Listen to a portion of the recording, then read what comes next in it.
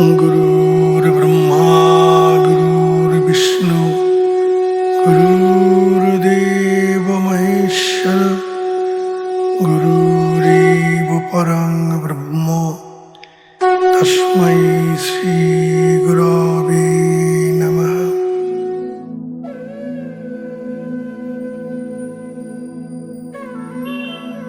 जय गुरु जय गुरु জয় যোগীরাজ জয় যোগীরাজ। পরম করুণাময় গুরুদেবের নামে বেদান্ত পাঠশালার পাঠ শুরু করছি। আজ জ্ঞান সংকলনী তন্ত্র নামক গ্রন্থ থেকে পাঠ করে শোনাচ্ছি। দেবী উবাচা কথমুৎপদ্যতে বাচা কথং বাচা বিলীয়তে বাক্যস্য নির্ণয়ং ব্রূহি পশ্য জ্ঞানাৎ উদাহর। ঈশ্বরবাচ অব্যক্তাজ্জায়তে প্রাণাৎ উৎপদ্যতে মানঃ মনসোৎপদ্যতে বাচা মনোবাচা বিলীয়তে। অঙ্গানুবাদ। দেবী জিজ্ঞাসা করিলেন, কি প্রকারে বাক্যের উৎপত্তি হয়, কি প্রকারে বাক্যের লয় হয় এবং কি প্রকারেই বা বাক্যের নির্ণয় হয়। হে মহেশ্বর, এই জ্ঞান আমাকে প্রদান করুন। ঈশ্বর বলিলেন, অব্যক্ত হইতে প্রাণ সৃষ্টি হয়, প্রাণ হইতে মন সৃষ্টি হয়, মন হইতে বাক্যের জন্ম, বাক্য মনেই লয় প্রাপ্ত হয়। ব্যাখ্যা। মানব দেহে মূলধার থেকে আজ্ঞা পর্যন্ত 6টি লোক বর্তমান, যথা ভূ ভুব মহ জনতপ। তপলোকি দ্বিদল পদ্ম। এখানে পৌঁছতে কঠোর সাধনা সাপেক্ষ। সাধারণ সাধক তার সাধন বলে 2-1টি স্তর মাত্র ভেদ করতে পারেন, বা কেউ প্রাক্তন সাধন সংস্কার বলে 5ম বা 6ষ্ঠ স্তরেও যেতে পারেন। সাধক প্রতিদিন সাধন সময়ে প্রতি স্তর ভেদ করার সময় টিং করে একটি শব্দ শোনেন, অর্থাৎ সেতারের একটা তারে আঘাত করলে যে প্রকার শব্দ হয়, একটা স্তর অতিক্রম করলে সেই স্তরের সমস্ত কিছু সম্পর্কে পুঙ্খানুপুঙ্খ জ্ঞান লাভ হয়। যোগী কিন্তু সরাসরি তপলোকে উপস্থিত হয়ে নির্নিমেষ নয়নে কুটস্থ জ্যোতি দর্শন করেন। গীতোক্ত যোগ সাধন গীতার 11 অধ্যায় এই সাধন শুরু। নিত্যই অখণ্ড মণ্ডলাকার জ্যোতি দর্শন করার সাথে সাধক আমিহার অবস্থা লাভ করেন। ক্রম সাধনায় জ্ঞানের স্তর উন্মুক্ত হয়। সাধন শুরু হয় 1ম অধ্যায় থেকে। 10ম অধ্যায়ে আছে বিভূতি যোগ। 95% জনই ভগবানের ঐশ্বর্য বা বিভূতির মধ্যেই হাবুডুবু খায়। একে অতিক্রম করে বিশ্বরূপ দর্শন। ঐশ্বর্য এবং বিভূতিকে বাদ দিয়ে ভগবানের মধুর ভাবে উপনীত হতে হয়, যেখানে জ্ঞান শূন্য ভক্তি, বাসনা শূন্য ভক্তি, চাওয়া পাওয়ার সম্পর্ক নেই। গীতার 12 অধ্যায়ে শেষে 6টি শ্লোক ভক্তের উপমা। দর্শন না হলে আকর্ষণ হয় না। 13 অধ্যায়ের সাধনা গভীর শ্রদ্ধা ও নিষ্ঠার সহকারে প্রাণ কর্ম দ্বারা দেহ জমিন কর্ষণ করতে হয়। এইভাবে কৃতক্ত যোগ সাধনার মাধ্যমে যোগী ক্রমোন্নতির পথে কুটস্থে স্থির জ্যোতির মধ্যে এক গুহা বা সুরঙ্গ দেখতে পান। এই স্থানেই জ্যোতির্লিঙ্গ অবস্থান করছেন। লিঙ্গের মাঝ বরাবর সেই সুরঙ্গ বা গুহা, তারও পরেই অব্যক্ত স্থান, স্থির জ্যোতির আকাশ বা জ্যোতির তরঙ্গ মহাজ্যোতিতে পূর্ণ। এই গুহাই গগন গুহা। মহাভারতে যুধিষ্ঠিরের উক্তি, ধর্মস্য তত্ত্ব নিহিতং গুহায় নিহিতং শাশ্বতম। অর্থাৎ ধর্মের তত্ত্ব গুহায় নিহিত এবং এই গুহাতেই শাশ্বত ব্রহ্ম উপলব্ধি হয়। অর্থাৎ এই শাশ্বত ব্রহ্মতত্ত্ব অব্যক্ত বা অবাং মানসগোচর বা বোধমাত্র। সূক্ষ্ম বোধে স্থূল বোধে মিশে যায় এবং আপন সত্তা হারিয়ে সাধক জীবভাব থেকে মুক্ত হয়। এই বুদ্ধিকে গীতায় ব্যবসায়িত্তিকা বুদ্ধি বলা হয়েছে। তন্ত্রের নিষ্কল স্থান। এই অব্যক্ত থেকেই প্রাণন সত্তার অবতারণ হয়। এই স্থানে প্রাণ স্থির, স্থিরত্বই ব্রহ্মবাসী। চঞ্চলতাই প্রকৃতি, ব্রহ্মের প্রকৃতি। তাই চঞ্চলতা থেকে আগে গেলেই ব্রহ্ম। ক্ষুদ্র তার তরঙ্গ, দুধ ও ধবলত্ব বায়ু ও প্রবহমানতা, অগ্নি ও দায়িকা শক্তি ইত্যাদি ব্রহ্ম শক্তি অবিনাভাবে উপমা। এই প্রাণন সত্তাদি দল পর্যন্ত একভাবেই অবতরণ করে। স্থির প্রাণ বিসর্জিত হয়। উপরের বিন্দু পুরুষ, নিচের বিন্দু প্রকৃতি। পুরুষ অক্ষর ব্রহ্ম, প্রকৃতি ক্ষর ব্রহ্ম। অক্ষর ব্রহ্মই জীবের স্বভাব। গীতায় যথা অক্ষরং ব্রহ্ম পরমং স্বভাব তদ্ধাত্ম উচ্যতে ভূত ভাব উদ্ভব করো বিসর্গ কর্ম সঙ্গীতম। অষ্টম অধ্যায় 3য় শ্লোক। অক্ষর ব্রহ্মই আত্মা বা প্রাণ। তিনিই কূটস্থ রূপে সমস্ত জীবদেহে বিদ্যমান। প্রাণ অবিনাশী, অপরিণামী। কূটের নিচেই প্রকৃতি। এই প্রকৃতি অষ্টদা যথা গীতায় ভূমির অপনল বায়ুখং মনোবুদ্ধির এই বচ অহংকার ইত্যাঙ্গে ভিন্না প্রকৃতির অষ্টদা। অর্থাৎ ভূমি মূলাধার, আপলিঙ্গমূল, অনলে মণিপুর, বায়ু অনাহত, খং বিশুদ্ধাক্ষ কণ্ঠে, মন বুদ্ধি অহংকার ভগবানের অষ্টসখী। বৈষ্ণবগণ রাসলীলায় 8 জন পুতুল দিয়ে ললিতা, বিশোখা, চন্দ্রাবলী ইত্যাদি নামে তাদের সাজায়। প্রত্যেক পুরুষ দেহে নারী সত্তা এবং প্রত্যেক নারী দেহে পুরুষ সত্তা অন্তঃসলীলা ফুল্গ নদীর মতো অবস্থান করছে। প্রাকৃতিক নিয়মে একে অপরের প্রতি আকৃষ্ট হচ্ছে। প্রকৃত নারী দেহে যে প্রেম, ভালোবাসা, চিরন্তন মাতৃত্ব এবং প্রত্যেক পুরুষ দেহে যে প্রেম, ভালোবাসা অর্থাৎ কুটে না গেলে প্রকৃত ভালোবাসা আসে না ও চিরন্তন পিতৃত্ব আছে। এদের সব কয়টি সত্তাকে আলাদা করে তার দ্বারা সৃষ্টি, মূর্তির সৃষ্টি করলে যে অপার্থিব প্রেমময় রূপ হয়, তাহাই ভগবানের রূপ। ভগবান তাই প্রেম স্বরূপ, আনন্দ স্বরূপ। প্রত্যেক অন্তঃকরণ থেকেই প্রেম ভালোবাসাটুকু তিনি গ্রহণ করেন, তার বদলে অপার্থিব আনন্দ দান করেন। যাই হোক, প্রসঙ্গে আবার আমরা ফিরে আসি। পূর্বে বলা হয়েছে চঞ্চলীকৃত প্রাণী মন উপাধি ধারণ করে পঞ্চতন্মাত্রা দ্বারা চঞ্চল হয়। শব্দ, স্পর্শ, রূপ, রস, গন্ধ এরাই পঞ্চতন্মাত্রা। কোথাও শব্দ হলে মন মলিন বুদ্ধির কাছে জিজ্ঞাসা করে, অনুমতি পেলে মন দেহটাকে নিয়ে ধাবিত হয় এবং সেই সব উদ্ভূত শব্দজনিত ঘটনার চক্রে নিজেকে ওতপ্রোতভাবে মিলিয়ে ফেলে। এইরূপ জাগতিক পরিমণ্ডলে পঞ্চ তন্মাত্রার দ্বারা মন যেভাবে চঞ্চল হয়, অন্য কোনোভাবে এতটা হয় না। চতুর্বিংশতি তত্ত্বের মধ্যে পঞ্চম কর্মেন্দ্রিয় আছে, যাতে বাক, পাদ, পানি, বায়ু, উপস্থ। এই বাক বা বাক্য মন থেকেই জাত। মনের বিভিন্ন ভাব আমরা বাক্য দ্বারাই প্রকাশ করি। এই বাগদেবী মূলাধারে নাদ পরা পশ্যন্তি, মধ্যমা বৈখরী। বাক্যের এই পঞ্চ প্রকৃতি যথাক্রমে দেহস্থিত পঞ্চচক্রে অবস্থান করছে। ধ্বনি মূলাধার থেকে উত্থিত হয়ে সুষুম্নাবাহিত হয়ে সহস্রারে যায়।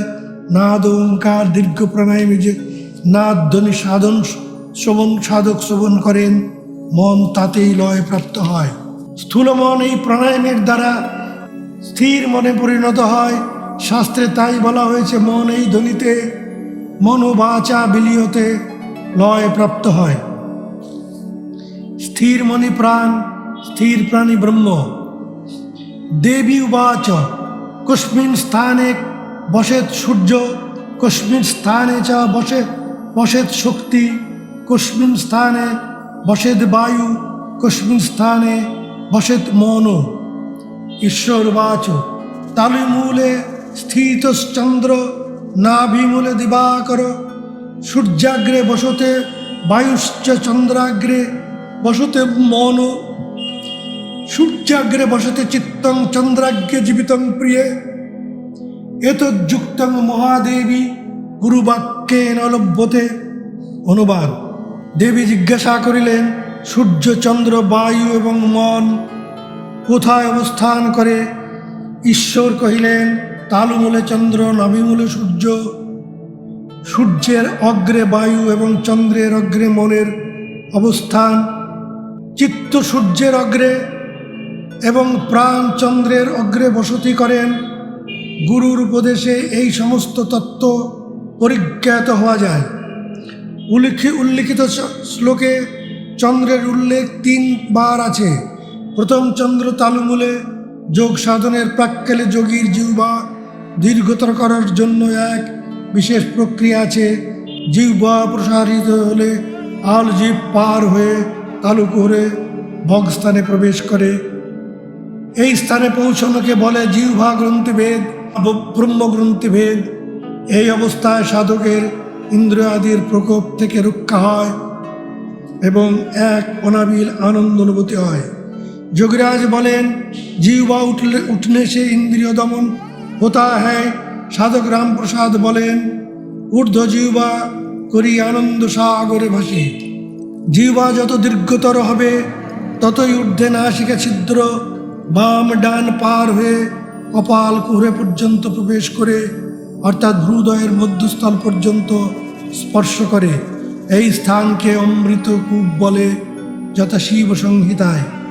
লম্বিকার্ধস্থিতে গর্তে রসনাং বিপরীত গাম সংযোজয়েত প্রযত্নেন সুধাকূপে বিচক্ষণঃ।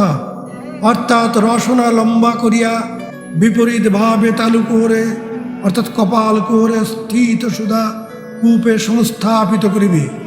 সহস্রার থেকে যে অমৃত ক্ষরণ হয় তার রাস্তায় কপাল কুহর পর্যন্ত প্রসারিত। শীতল তন্ত্রে নীলতন্ত্রে বলা হয়েছে, মহাশঙ্খপত্রে নিবেদিত সুরা দেবতাদেরও পরম আকাঙ্ক্ষিত বস্তু। এইভাবেই তন্ত্রোক্ত সুরা পান করতে হয়। যোগী জিহ্বা দ্বারা সেই অমৃত গ্রহণ করেন, যে কিনা দেবতাদেরও চির আকাঙ্ক্ষিত বস্তু। এই খরিতমৃতের 11 প্রকার 7 জিহ্বা গ্রহণ করে। সে কারণেই প্রথম চন্দ্রমণ্ডল তালুমূলে অবস্থিত। নাভিরুদ্রের স্থান জঠর বৈষ্ণানক নামক অগ্নি বা হুতাসন। নাভিতে নাভিতত্ত্ব, যোগ এবং তন্ত্র উভয়ই এই নাভিকে ক্ষত্রিয় স্থান বলেছেন। নাভিতে নাভিস্থিত এই তেজ উদ্দীপিত হলে তবেই মূলাধার স্থিত শক্তি ঊর্ধ্বগামী হয়। যোগী মণিপুরে তেজ তত্ত্বকে চাপ দিয়ে মূলাধার থেকে কুলকুণ্ডলীকে ঊর্ধ্বে উঠিয়ে আনেন। মহাভারতেই তাই শ্রীকৃষ্ণ অর্জুনকেই বেছে নিয়েছিলেন গীতা তত্ত্বের অধিকারী হিসেবে। যাই হোক, নাভিতে সূর্য বা দিবাকর অবস্থান করছেন। প্রতিনিয়ত স্রষ্টার থেকে যে সুধা করিত হচ্ছে, যার খোঁজ আমরা রাখি না, সেইটি সূর্য নারী বাহিত হয়ে সরাসরি নাভিতে আসে, যার দ্বারা জীব কালের কবলে পতিত হয়। যোগী সরাসরি ঊর্ধ্ব জিহ্বা দ্বারা চন্দ্রমণ্ডল থেকে সেই সুধা জিহ্বায় গ্রহণ করেন। এর দ্বারা কান্তি, শ্রী, মেধা, স্মৃতি, তেজ, বীর্য, বল এই সপ্তশ্রী ধারণ হয়। স্বভাবতই কোনো যোগী পুরুষকে দেখলে মনে হয় তার শরীর থেকে যেন আলো ঠিকরে পড়ছে। উদ্ভাসিত জ্যোতিতে পূর্ণ এর গুপ্ত রহস্য এই সাধন তো আছেই, তারপরেও আছে এই সুধপানজনিত লাবণ্য জ্যোতি। ক্রিয়াযোগী মাত্রেই সময়ান্তরে এই সুধাপান করে থাকেন। এখন দেখুন, বিপরীত ক্রমে নাভিস্থিত সূর্যকে চন্দ্রের স্থানে এবং তালুস্থিত চন্দ্রকে সূর্যের স্থানে আনা যায়। এর পদ্ধতি গুরু বক্তব্যগম্য। তবুও জগন্মাতার নির্দেশে এখানে দেওয়া হলো উপযুক্ত শিক্ষক ভিন্ন কেউ অভ্যেস করতে যাবেন না। হিতের চেয়ে অহিতের সম্ভাবনা অধিক।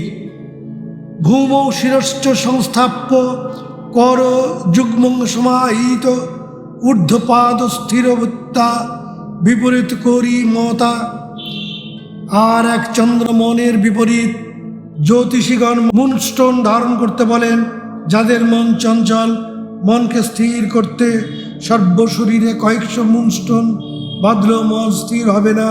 মনের স্থিরত্বই সমস্ত প্রকার সাধনার মূল, এবং এর জন্যই জন্মে জন্মে আমরা সাধনায় ক্রমোন্নতির পথে মন স্থির করার উপায় ও তার সাধন পদ্ধতি পাওয়ার জন্যে ছুটে বেড়াই। মহাত্মা লালন ফকিরের একটা গানের 2-4টি লাইনের যোগী ব্যাখ্যা স্থলে দেওয়া হলো।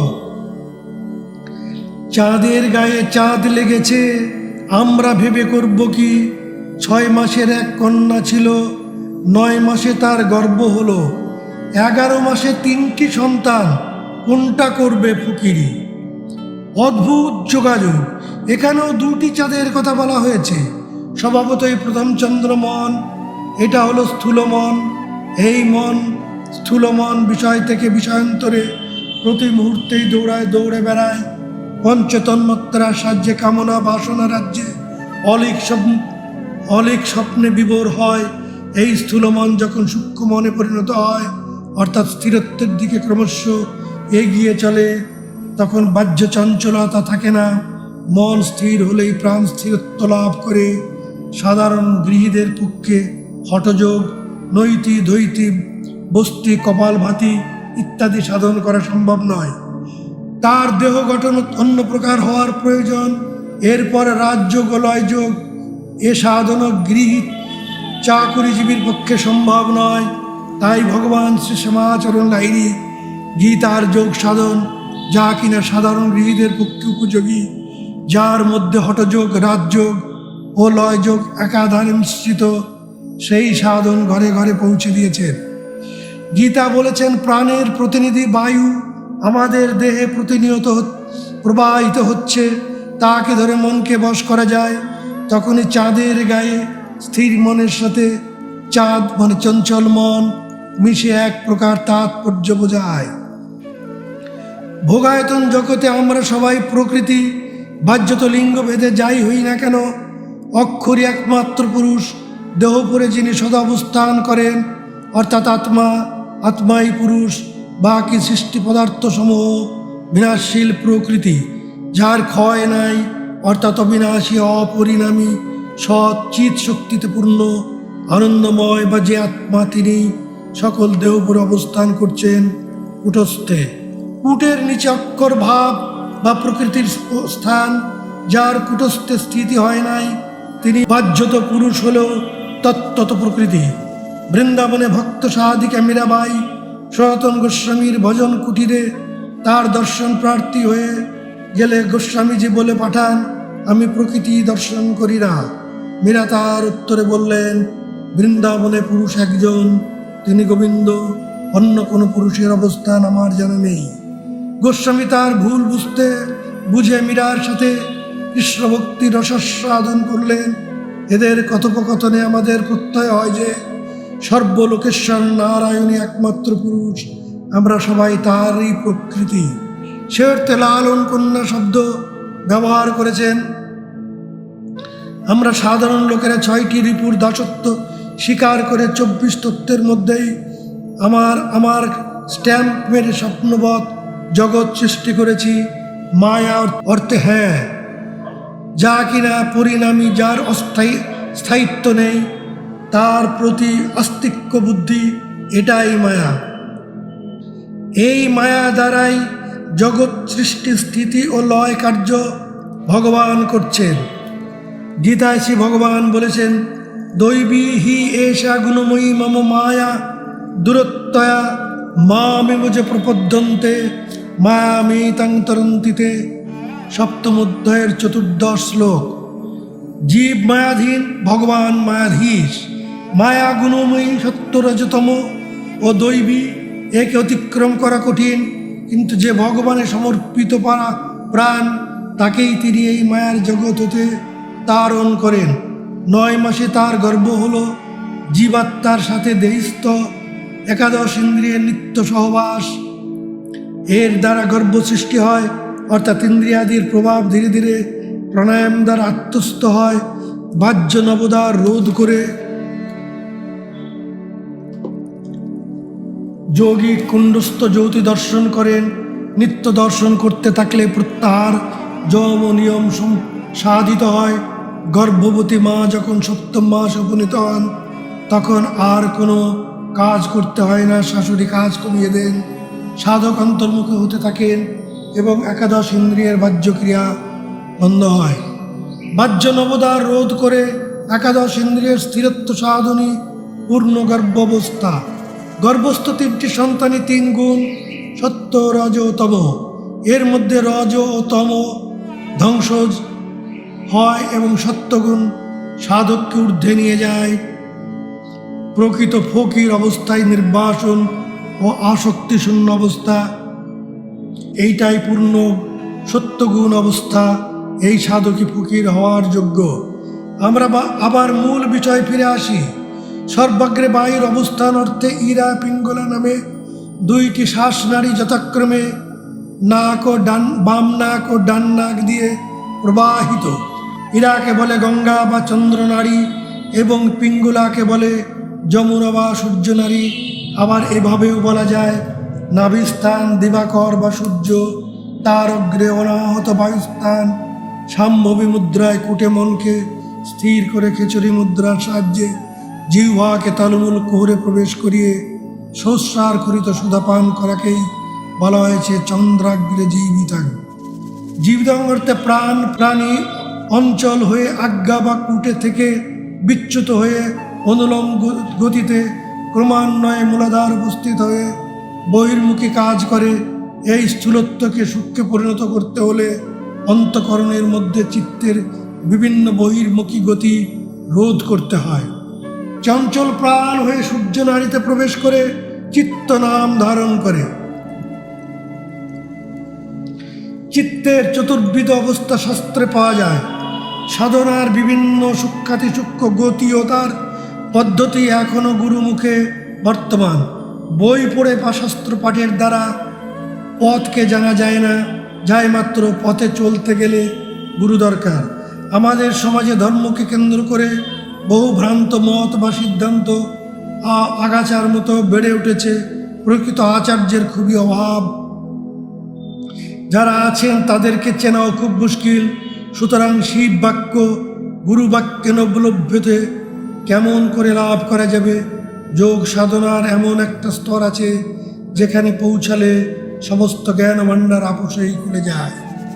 মহাজ্ঞানের উদয় হয়, যাকে আমরা পরাজ্ঞান বলি। সেই মহাজ্ঞানী পরমহংস যোগারূঢ় অবস্থায় সদা আসীন, নিজের পরিচয় না দিলে চেনা যায় না। এই পর্যায়ের গুরুগণই সদ্গুরু পদবাচ্য। জয় গুরু, জয় যোগীরাজ। দেবী উবাচ কস্মিন স্থানে বসেদ শক্তি, কস্মিন স্থানে বসেদ শিব, কস্মিন স্থানে বসেদ কাল, জরা কেন প্রজায়তে। ঈশ্বর উবাচ পাতালে বসতে শক্তির, ব্রহ্মাণ্ডে বসতি শিব, অন্তরিক্ষে বসেদ কাল, জরা তেন প্রজায়তে। দেবী জিজ্ঞাসা করিলেন শক্তির অবস্থান কোথায়, শিব কোথায় অবস্থান করে, কালের বসতি কোথায় এবং জরা কাহারা, কাহার দ্বারা উৎপন্ন হয়। ঈশ্বর কহিলেন পাতালে শক্তির অবস্থান, ব্রহ্মাণ্ডে শিব বসতি করেন, অন্তরিক্ষে কালের অবস্থিতি, যাহার দ্বারা জরা সৃষ্টি হয়েছে। ব্যাখ্যা: যারা পুরাণ বা এই ধরনের গ্রন্থগুলি পাঠ করেছেন তারা পাতাল কথাটির সাথে পরিচিত। যোগীর কাছে পাতালের ব্যাখ্যা অন্য প্রকার। যেমন নাভির নিচে পাতাল, নাভি থেকে কণ্ঠ পর্যন্ত মর্ত, কণ্ঠের উপরে স্বর্গ, এই প্রকার ভাগ হয়েছে। কুরুক্ষেত্রের যুদ্ধের বিবরণে ধৃতরাষ্ট্র সঞ্জয়কে প্রশ্ন করেছিলেন ধর্মক্ষেত্রে, কুরুক্ষেত্রে সমবেতা যুজুৎসব ইত্যাদি। এখানে 2টি ক্ষেত্রের কথা আমরা পাই, একটি ধর্মক্ষেত্র, অন্যটি কুরুক্ষেত্র। কার্যত 2টি ক্ষেত্র একই সীমার মধ্যে, যেমন নাভির নিচে কুরুক্ষেত্র, নাভি থেকে আজ্ঞা পর্যন্ত ধর্মক্ষেত্র, কুরুক্ষেত্র আজ্ঞার উপরে ধর্মক্ষেত্র। কুরুক্ষেত্রের কেউ কেউ পাতাল বলে থাকেন। যাই হোক, কুরুক্ষেত্রই পূর্ণ কামনা বাসনার রাজ্য। পুরাণ বর্ণিত বাসুকী তার সহস্র ফণার উপরে পৃথিবীকে ধরে রেখেছেন। বাসুকী সর্পজাতক প্রাণ চঞ্চলীকৃত হয়ে প্রাণন শক্তি সহ হাস্যে লাস্যে লীলায়িত ছন্দে কণ্ঠ হৃদয় নাভি লিঙ্গ মূল হয়ে মূলাধারে অবস্থান করছে। এই শক্তিকে কুণ্ডলিনী শক্তি বলে, বায়বী শক্তি।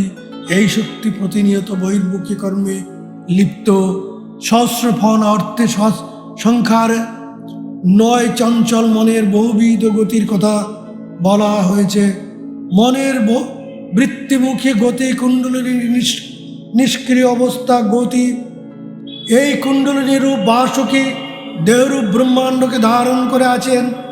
এই কুল শক্তি প্রত্যেক প্রাণন শক্তি ইষ্টদেবী।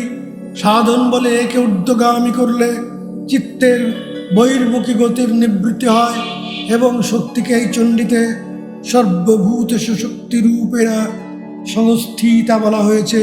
সর্বজীবে এক শক্তির অবস্থান। জীবাত্মা সূক্ষ্মাদি সূক্ষ্ম অনু অবস্থায় সপ্তলোক ব্যাপৃত থেকে অন্তঃকরণ শক্তি, ইন্দ্রিয়াদি শক্তি, পঞ্চপ্রাণ শক্তি এবং পঞ্চপথের সূক্ষ্ম শক্তি সহযোগে এখানে মূলাধারে অবস্থান করছেন। এই স্থানেই পঞ্চতন্মাত্রার পঞ্চবিভাব একত্রে দেখা যায়। এটাই পৃথ্বীমণ্ডল বা ক্ষিতিমণ্ডল। এই ক্ষিতিমণ্ডলী মহাশক্তির রাজ্য, সেই হেতু পাতালে বসতে শক্তি বলা হয়েছে। ব্রহ্মাণ্ডে শিবের অবস্থান বলা হয়েছে। যোগী সাধন বলে কালে কুটস্থে এক অণ্ডাকৃতি গলিত সুবর্ণ জ্যোতি দর্শন করেন। তার মধ্যে ঘোর কৃষ্ণবর্ণ গোলাকার এক বস্তু দেখা যায়। তার মধ্যে উজ্জ্বল একটি বিন্দু আছে। মাঝে মাঝে পাশে আরও একটি জ্যোতিবিন্দু দেখা যায়। যোগী এই সুবর্ণ গোলককে কুটস্থ ব্রহ্মাণ্ড বলেন। ভগবান এই স্থানে অর্জুনকে বিশ্বরূপ দেখিয়েছিলেন। সাধনার ক্রমোন্নতির ফলে একলব্য শিবলিঙ্গ সদৃশ জ্যোতির্লিঙ্গ সাধকের প্রত্যক্ষ হয়। তাও ঊর্ধ্বগত হলে সহস্রারে সাধক দেখেন পরম শিব পরাশক্তি সহ গুরু শক্তি অবিনাভাবে সেখানে বিরাজ করছেন। শাক্ত স্থানকেই কৈলাস বলেন, বৈষ্ণব বলেন রাসমণ্ডল। বস্তুত হরি ও হর একই, তফাৎ আমরা সম্প্রদায় রক্ষার নিমিত্ত তৈরি করেছি। এই ব্রহ্মাণ্ড সহস্রদল পাপড়ি সমন্বিত অধমুখে বিরাজ করছেন। প্রতি পাপড়িতে 16 জন গোপী আছেন। গোপীগণী পূর্ণ প্রকৃতি মায়া অনুপহিত চৈতন্যযুক্ত শক্তি, যার সাথে সৃষ্টিতত্ত্ব প্রগাঢ় সম্বন্ধযুক্ত। গুণ বেদে বহুরূপা শক্তি সহযোগে সৃষ্টি। গোলক বলতে অসীম অনন্ত জ্যোতির্মণ্ডল বোঝায়। গোপী সূক্ষ্মাকারে পঞ্চজ্ঞানেন্দ্রিয়, পঞ্চকর্মেন্দ্রিয়, পঞ্চতন্মাত্রা ও মন। অতএব 16 জন করে 1000 পাপড়িতে মোট 16,000 গোপীর অবস্থান। তন্মধ্যে নিত্য রাসল স্থলী ভগবান তার আহ্লাদিনী শক্তি সহ এখানে বিরাজ করছেন। অন্যভাবেও বলা যায় কণ্ঠের উপরে ব্রহ্মাণ্ড, এখানে মহাজ্ঞানের রাজ্য। যোগীর সমস্ত অনুভূতি সমাধি নির্বিকল্প সমস্তই কণ্ঠের উপরে উঠলেই ক্রমে পাওয়া যায়। পাতাল থেকে অর্থাৎ মূলাধার থেকে শক্তিকে ঊর্ধ্বগামী করে ব্রহ্মাণ্ডে স্থিত শিবের সাথে মিলন করানো এবং তজ্জনিত সোমরস উপভোগ করাই তন্ত্রের বৈষ্ণবের যোগীর সাধনার পরাকাষ্ঠা। তন্ত্রের পঞ্চম আকারের শেষম বৈষ্ণবের লীলারস সাধন করতে করতে যুগল দর্শন যোগীর নিজেই চিনি হয়ে যাওয়া। এতে ভেদ আছে বলে মনে হয় না। যোগী শ্রেষ্ঠ বৈষ্ণব বিষ্ণু শব্দকে বিভাজন করলে পাওয়া যায় বিষ্ণু যোগ ইব শব্দের অর্থ মতন বা সেই প্রকার, একই প্রকার। যোগের একটা স্তর আছে যেখানে যোগী নিজেই নিজেকে দেখেন। তার দেহই কখনো কৃষ্ণ, কখনো বিষ্ণু, কালী, শিব ইত্যাদি প্রকার রূপ ধারণ করে আবার নিজেদেরই দেহেই লীন হয়। ভগবান শ্রী শ্রী শ্যামাচরণ লাইনে বলেছেন, अब चतुर्भुज होने का लक्षण हुआ, निराकार 2 हाथ भीतर से निकला। पुराण पुरुष যোগীরাজ শ্রী শ্যামাচরণ লাহিড়ী, শ্রী অশোক কুমার চট্টোপাধ্যায় প্রণীত। যোগী যখন এই অবস্থায় পৌঁছান তখনই তাকে বৈষ্ণব বলা হয়। ভাগবতে আমরা উদ্ধব এবং অক্রূর নামে দুই ভক্তের উল্লেখ পাই। উত অর্থাৎ উত যোগ হব, উদ্ধব হব অর্থে যুদ্ধ, জাগতিক আকর্ষণের বিরুদ্ধে, ইন্দ্রিয় আদির বিরুদ্ধে যুদ্ধে যিনি জয়ী হয়ে কূটস্থিতি লাভ করেছেন তিনি যোগের উদ্ধব পর্যায়ে পৌঁছেছেন। অক্রূরকে মনে প্রাণে ক্রূরতা ত্যাগ করা চাই। এই রূপ অবস্থাপন্ন যোগী ভগবানের সাযুজ্য সারূপ্য সালোক্য মুক্তি লাভ করেন। তদ্ভাবে ভাবিত অবস্থায় ইষ্টের রূপ নিজের মধ্যেই প্রকাশ পায়। এই বৃন্দাবনের গোপীগণ অক্রূরকে আসতে দেখে কৃষ্ণ ভ্রমে পতিত হয়েছিলেন। এখন কালের অবস্থান জানতে হবে। কাল অর্থে সময় বা টাইম, মহাকাল ইনফিনাইট টাইম অর্থে অখণ্ড সময় বা ইনফিনাইট টাইম। মহাশূন্যে যে জ্যোতির্লিঙ্গ, যার ক্ষয় নাই বিনাশ নাই, নিত্য শাশ্বত মহাকাশ বা অন্তরিক্ষ মহাকাল, সেখানে অবস্থান করেন। মহাকালী ঘটস্থ হলে কাল বা সময় বা আয়ুতে রূপান্তরিত হয়। মানব দেহে কৈশোর, যৌবন, প্রৌঢ়, বার্ধক্য এই কালের দ্বারাই নিয়ন্ত্রিত হয়। কালের প্রভাবে জরা দেহকে আক্রমণ করে শ্বাসের পুঁজি শেষ হলেই কালের করালে পতিত হয়। সাধন বলে সাধক বা যোগী এই কালকেও পরাজিত করতে পারেন। মৃত্যু তার স্বীয় ইচ্ছায় পরিণত হয়। উটের নিচে কালের রাজ্য, উটের উপরে কালাতীত রাজ্য। জয় গুরু, জয় গুরু, জয় যোগীরাজ, জয় যোগীরাজ।